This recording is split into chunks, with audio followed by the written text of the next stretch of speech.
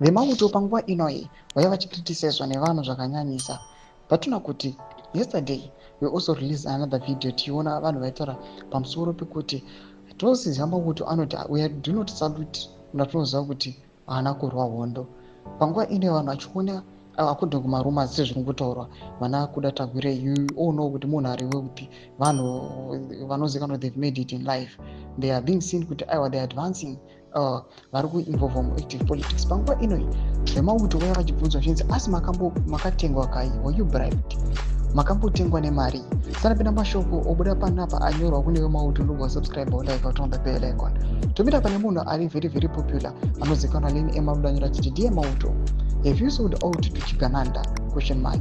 Anoposta vanatagwire vamuri kuona woendera mberi achiti how much would you paid out of the ill-gotten wealth that is the cost for the genocide in our country due to shortages of critical medicines in our major hospitals, accidents due to bad road, etc.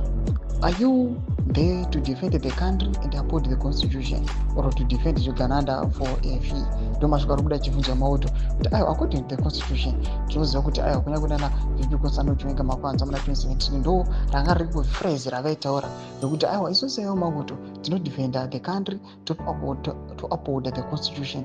Panguva ino ndo mashuka vakudzoka manje vanalini emo vachinobata vachiti aiwa isu we know kuti mimi vemauto ndo kwamunotambira but now tinoona zvakuitika, are you still pamandate yenyu or you've diverted now mava kuupholda zvigananda muchizvidefenda pane zvezvanenge vada kuita nemadealings acho, but their question ndeyekuti makambotengwa nemari?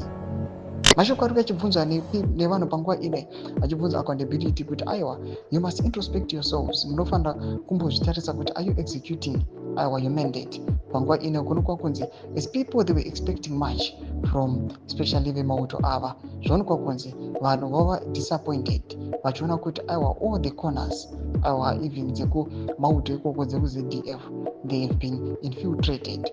Tudze mafungiro enyu motudi pamusoro pechitiko ichi muna comment section medu mafungiro enyu, subscribe or like and chat on the bell icon.